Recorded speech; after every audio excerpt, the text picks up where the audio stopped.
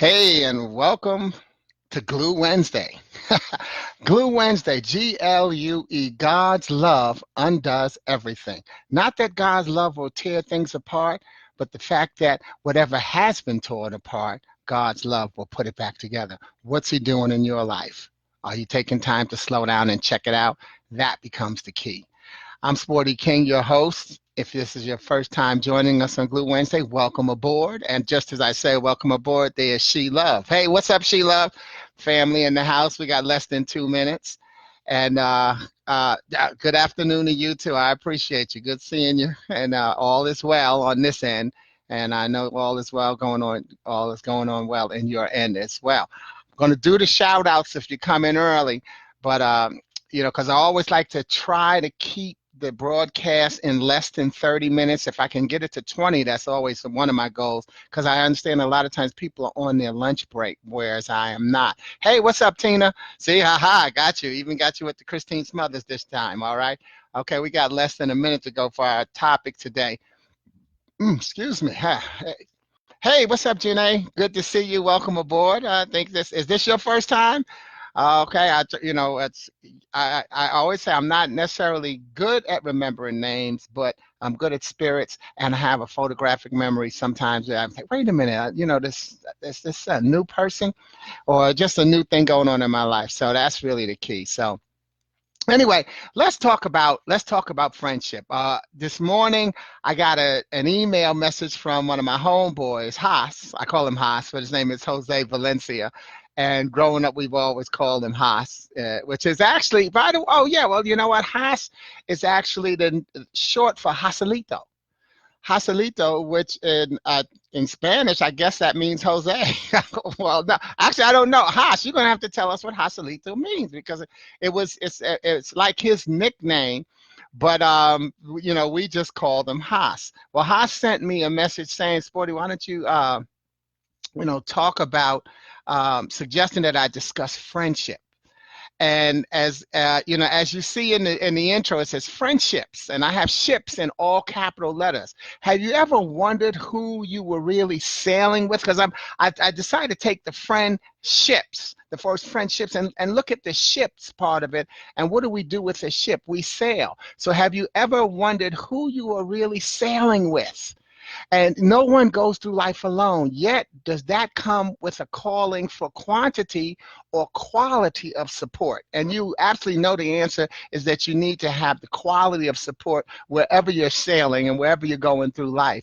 But more importantly, what we want to talk about on this broadcast is, let's see, and I put C as it, but again, playing on words, ship on the sea, S-E-A. Let's see who you've got on board.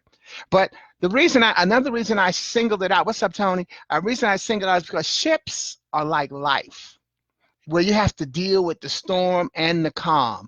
We have to navigate based on the conditions around us. We have to find ways to stay afloat.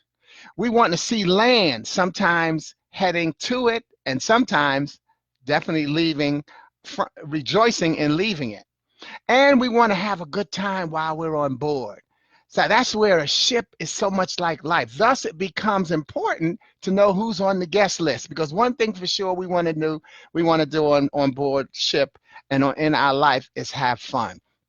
So I took Haas' request for the topic of being on friendship, and I have a seminar that I run called How to Get an F in blank, because it depends on what the theme is. So I can say, for instance, I do with my military, how to get an F in deployment.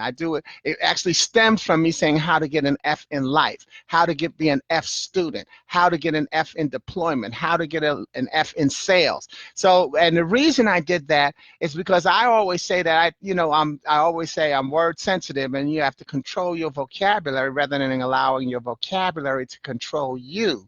So what I look at is how F gets a bad rap, because when we hear F, we automatically think about, oh, failure, he got an F. But I say that I think there are 5 fundamental Fs that we need to get through our lives. And those F's are focus, faith, fun, friends, and freedom. And so as it turns out, when Haas asked me to discuss friends, I said, well, good, I'll just go right to one of my F's and let's talk about that F of friends. And for me, friends breaks down into fun, real, interesting, easy, new, decent, and self. Okay? And what I look at friends as is those are just, to me, those are just characteristics of friendship, that if you have those characteristics, you have the right to look for those characteristics in the people you involve in your life. Fun, real, interesting, easy, new, decent, and yourself. And what I decided to do was start with the S. But before I do that, I just want to say, when Haas gave me this, it was talking about discussing friendship. This morning, he told me this in an email, but check this out. God had my plan through my daily morning meditation of Bible reading already had me discussing friendship. As it turns out, right now I'm in the book of Psalms, and if book of Psalm, I know a lot of times we put an S on it, but it's Psalm. And in the book of Psalm, I'm in Psalm 41:9, and those of you who know that I read the Bible. It's called the Touch Point Living Bible. And what the Touch Point Bible does is it takes scripture and breaks it down into current day analogies. And it just so happens that one of the analogies and the definitions that it talked about is friendship. So here's what it gives modern day analogies to scripture. And so here's what it says about friendship. And it comes from Psalm 41:9, where David is saying, even my best friend, the one I trusted completely, the one who shared my food, has turned against me. So here's what the Touch Point Bible says. It says, friendships are based upon mutual respect and trust. But when respect or trust is violated by one person, the relationship is damaged. Sometimes all it takes is one act: sexual involvement with a friend's spouse, treating a friend dishonestly in business, or telling others what a friend told you in confidence. When a friend has trusted you, any act on your part that betrays that trust is a serious sin, which may well finish the friendship. Who are your friends? Do you consciously, regularly weigh your actions in light of those relationships? Psalm 41:9.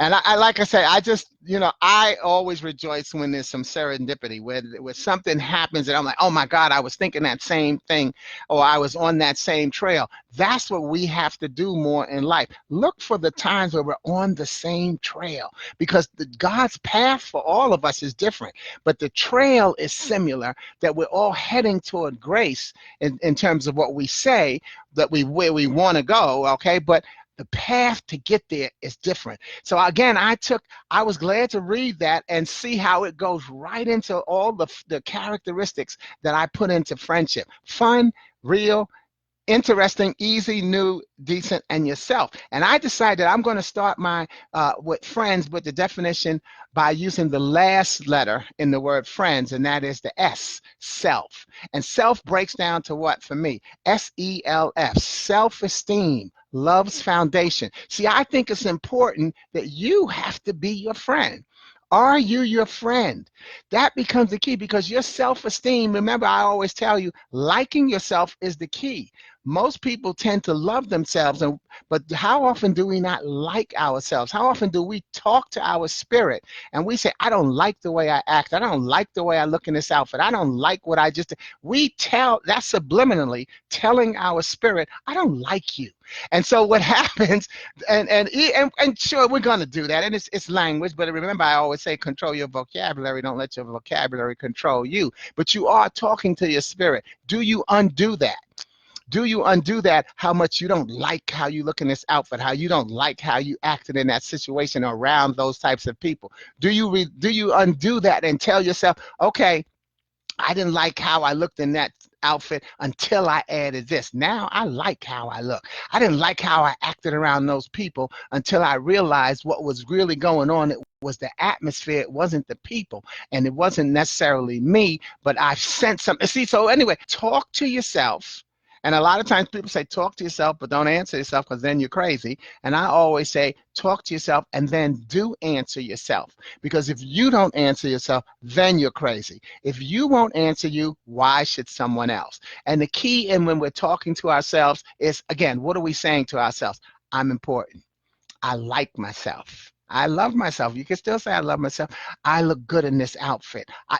Talk to yourself. Remember to push yourself up. Praise yourself, not in a narcissistic way, but in a way where you recognize that, we like to say we're children of God. Well, if God is my father, then how can I see myself then less than? Okay, so staying on that topic, self is so important in terms of who you are as a friend, and therefore you need to be sure that you are forgiving yourself. Are you forgiving yourself? Because a lot of times just like when I talk about how you have to reverse those things, if you say you don't like yourself, that's what I'm talking about. Forgive yourself. You make mistakes. All of us do. All of us make mistakes. Nobody's perfect. But that moves us into the first F in friends, because the first F is fun. F-U-N, friends understand needs. And so the reason it connects to the perfection is because what we have to recognize is that friends don't have to be perfect. We have to be perfect for one another. You can't look for perfection in your friendships because you can't look for perfection in yourself. You are not perfect. So therefore, since I say like attracts like, the characteristics of friendship that you have the right to look for. Well, you don't have perfection. So why would you look for perfection in someone else when you don't have that as well? And don't say, well, I'm looking for it to add it because I don't have it, so I want to have somebody who has access to it. No one has access to it. So friends understand needs. Look for people who understand you and then be perfect for one another. And sometimes recognize that perfection has an expiration date. And I'm not pushing to have prenups on friendships, but I'm reminding you that things and you change. So therefore, sometimes this is one of the blessings that I'll be 65 in August, and one of the blessings, whatever your age is, take the decades and say I've had friends for X amount of years, 10 years, 20 years, 30 years. I'm at the point now where I've had friends for 50 years. And I've known people maybe, possibly for 60, but when I was 4, I didn't necessarily know them, but I actually, now that I'm saying that out loud, I can remember. But the thing is, wherever you are in life, things change. So there are people who are still my friends after 50 years, and there are people who are not my friends after 10. And so, so wherever you are in that spectrum, celebrate that. Friends understand needs. What do you need people to understand about who you are? Again, taking it back to self. Do you understand who you are? Because once you understand who you are, you have the absolute right to look for people who understand who you are as well, based on how you interact with them. So then the R becomes real.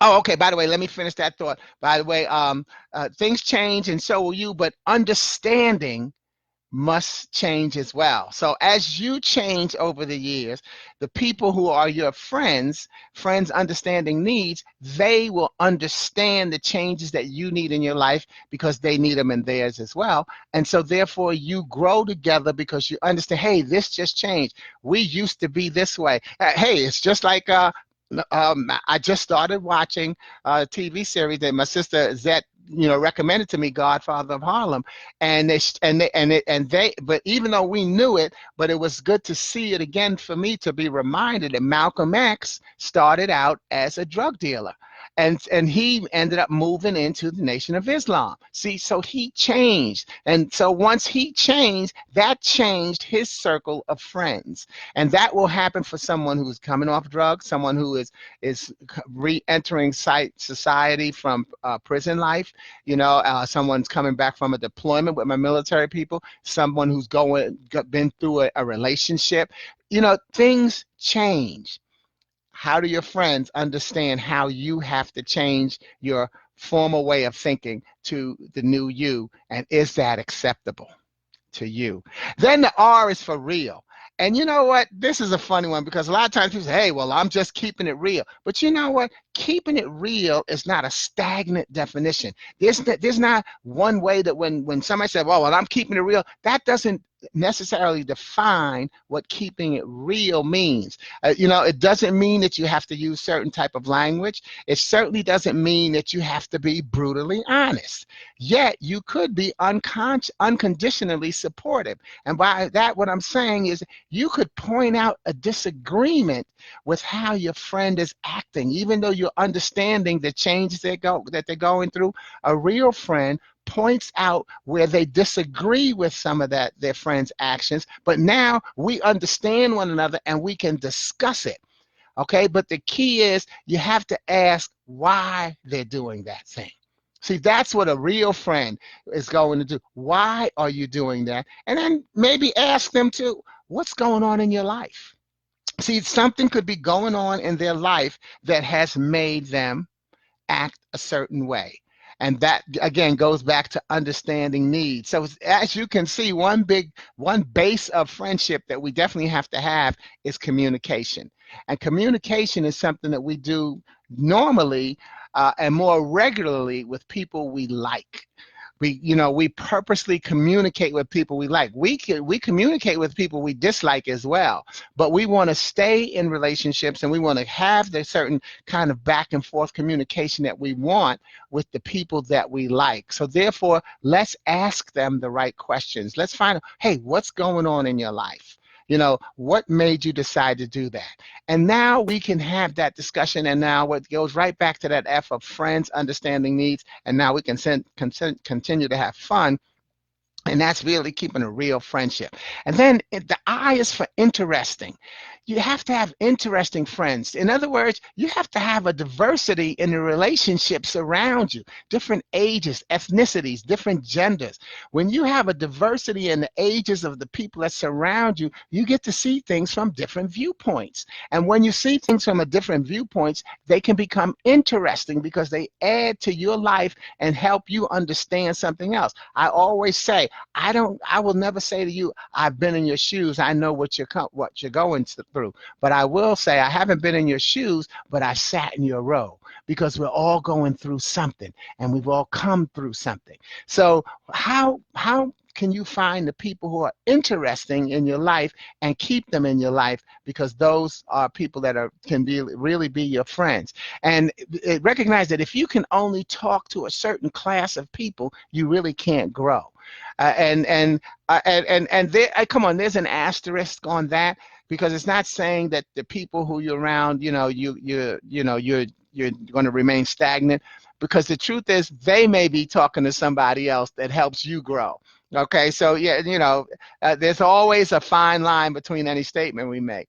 But the key is you need to have interesting people, different ages, different ethnicities, different backgrounds. When you look at sports, these athletes are playing with someone's grown up in a city atmosphere, someone's grown up in a country atmosphere, someone's international, someone's domestic in terms of, and what they're doing is they're mingling, and they're finding out how they can share their gifts and their talents to attain a common goal in terms of their team winning. So that's the same type of thing you need to look at in terms of having interesting friends who can bring some knowledge and information to your life that will help you grow. Because as you grow, other people grow as well, because we all touch someone. We're all someone's messenger. All right. And that moves us right into being easy. Friendship should be easy. Someone is your friend, they should not ask you to be someone who you're not. And that's a challenge. Let's recognize that's a challenge, because we have friends who ask us to lie for them. And even in our young age, we have lied for someone. We've done it, y'all. But as you mature, what the Bible says, when I was a child, I did childish things, but then I don't quote the Bible, I use it, and it just now came to my mind. But how that scripture goes, when I was a child, I did childish things, and now how that goes, I'm sure it means as I matured, my taste changed.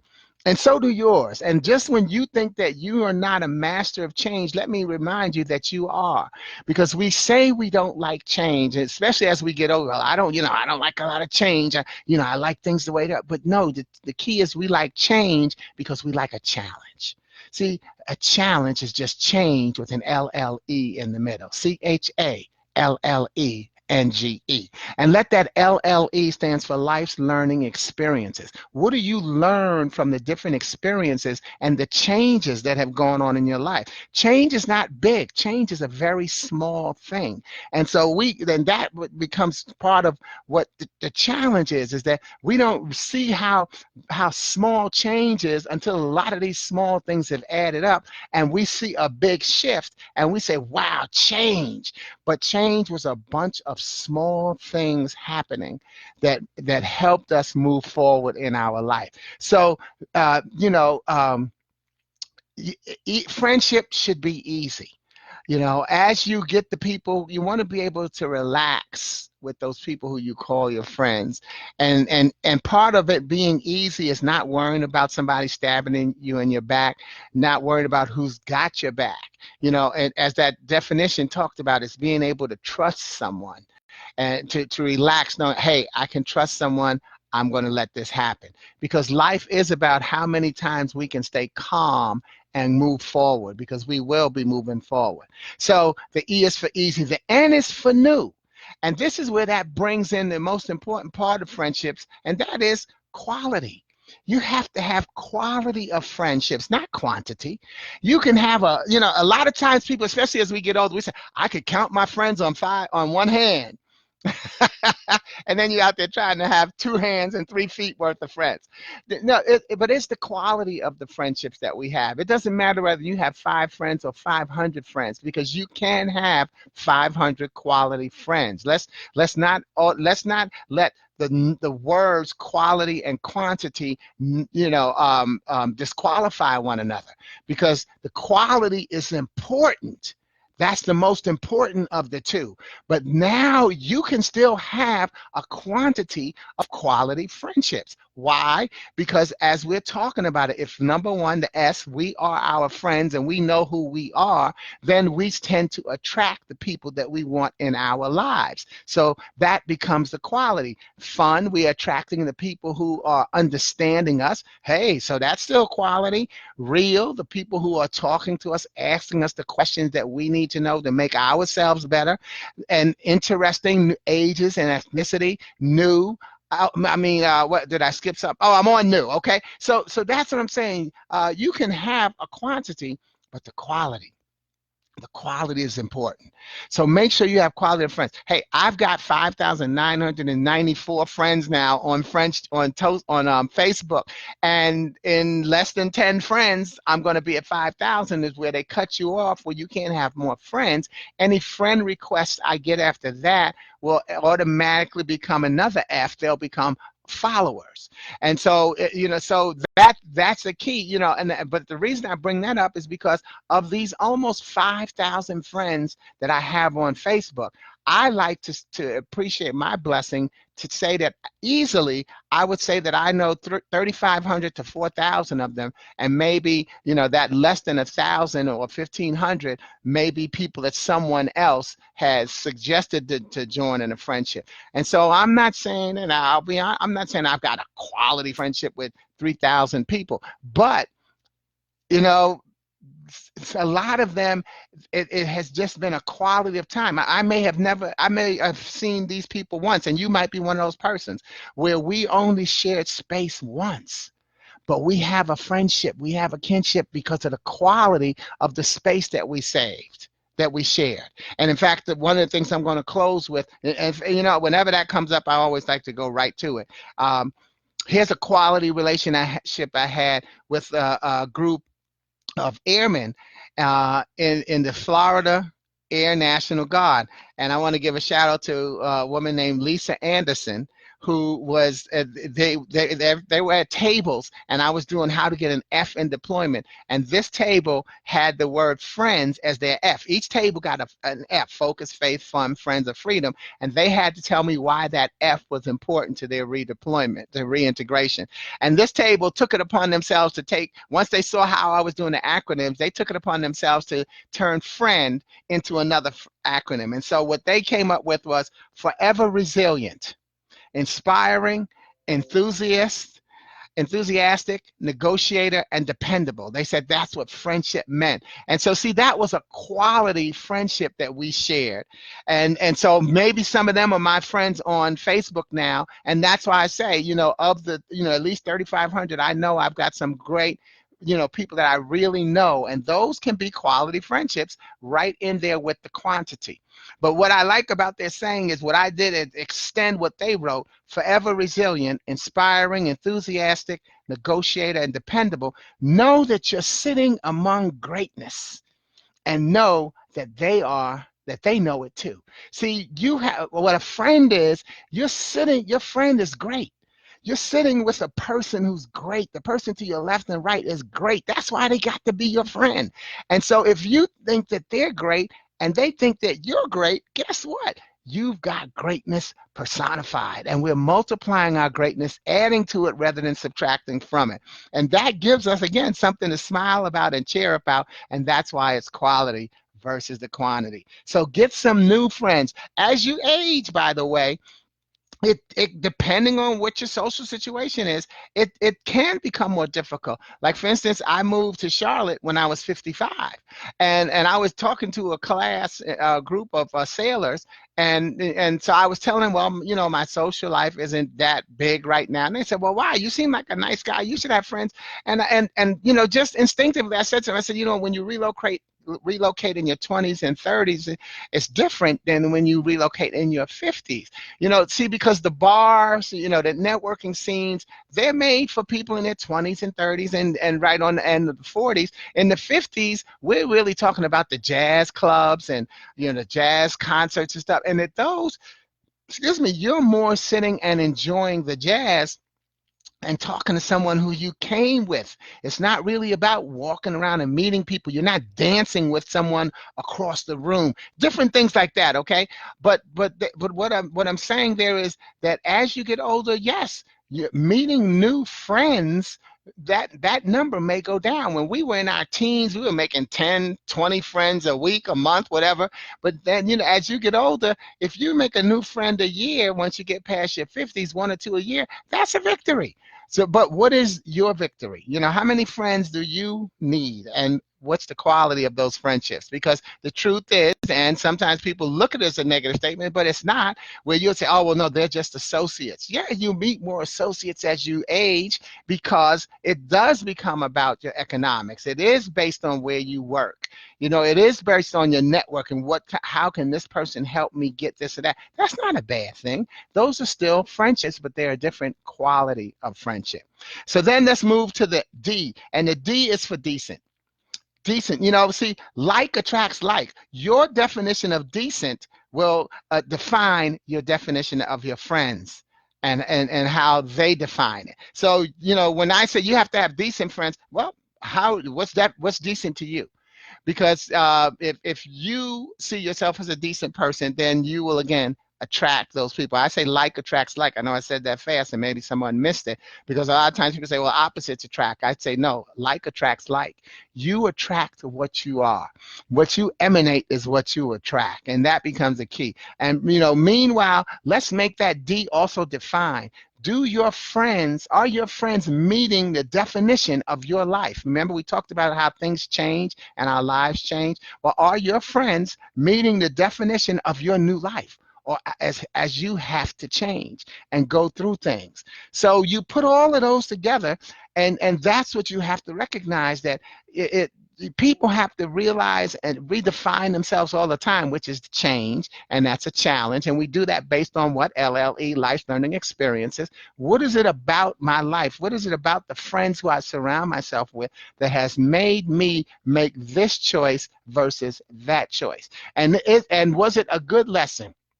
two roads converge. Robert Frost's poem, Two Roads Converge, and me wanting something, something, I took the one less traveled. That was one of my favorite poems. But it was talking about how when we have a choice, we make a choice. We can go left or right. Neither road is a bad choice. Whatever choice you've made in your life, remember I said, self, are you forgiving yourself? Whatever choice you made in your life was the choice that you needed to make at that point based on the information that you have. Forgive yourself. If you feel that that road has ended for you, it doesn't mean you chose the wrong road. It meant that that road has ended for you. You do not need to go all the way back. There's a preacher from Florida who used to come to Trinity United Church of Christ all the time for our revival, and he used to say, let me cut across the field. Because see, that's what you have to do. Is sometimes I can't remember his name. Well, I almost said his name. But anyway, he's Rudy McKissick. And he said, let me cut across the field, which was his way of saying, let me get to the point and closing of my sermon. But that's what we have to see that we get to do in life. Once this road has ended for you, you don't have to go all the way back. Cut across the field to a new road, and don't regret that you had to cut across the field, because maybe where you cut across, that other road would not have allowed you to get as far as you've gotten. Do you see where I'm coming from? That's why I say it's so important to forgive yourself for the decisions that you make. If you're God's child and you're going on God's path, which you don't really have a choice in when you accept him as your savior, then therefore you have to reckon, this is a good path. I didn't expect this bump, but I knew there was going to be a bump. And now I'm going to give myself credit for having gotten past that, because I knew I was supposed to. I just didn't know how. So I'm going to celebrate this new ship that God has put me on. So let me also take, even though I let the S start us off with, are you yourself? Are you your friend? I want to also add another S, safe. Are you keeping yourself safe? You have to be safe. You have to guard your heart. You have to guard your emotions. You have to really trust yourself and be safe. Because once you are safe, and then safely invested in who you are. Once you are safely invested in who you are, you're going to have the fun. You're going to load the right people onto your ship, because and you're going to have some troubles, troubled waters. That's why I said I love this friendships, because ships have to navigate, and you're going to come into some troubled waters. How will you react as the captain of your ship? So I'm also going to say that I'm wearing this T-shirt. And it's in remind of a friendship. Pastor Rob Lewis in Hosky, North Carolina. We've been friends over 50 years. And when we went and I visited him last year for another friend of ours, Vincent Anderson, Vinny, when at Vinny's funeral celebration, we went and visited me, Tim, TJ, and Pluck. I'm giving my boys shout outs. We went to visit Rob's church, and as it turns out, their theme, their church, Conner Canary Missionary Baptist Church, their theme was glue. GLUE. God's love unites everyone. So just as I say God's love undoes everything, that's the truth. Because it takes what's torn apart and puts it together. And that's why when you look at GLUE as God's love unites everyone, it does. And so as we're picking the friends in our life, because we do pick our friends, and as they are picking us, we are uniting one another, and divided we stand, united we fall. So let's make sure that we bring the right people in our lives. Let's celebrate them. Let's make sure we celebrate ourselves as often as possible. And I'll see you next week on Glue Wednesday. And remember, you can certainly send me a topic that you'd like me to discuss. Also know that it's important that you let someone know that my effervescence is available for hire. So book me as a speaker. Love to come and deliver this message to your group, whether it's a small or a large group, organization or a church or a networking group. Let's recognize that these are the types of things. And I'm going to give a shout out to one of my new friends, Brian McNeil, because Brian does a great job here in Charlotte. Him and his wife, Lisa Santiago McNeil, they call themselves the empowerment duo. And they talk about how important, Brian talks about how important it is in sales is to ask for the sale. And I watched his session the other night, and I said, you know what, that's true.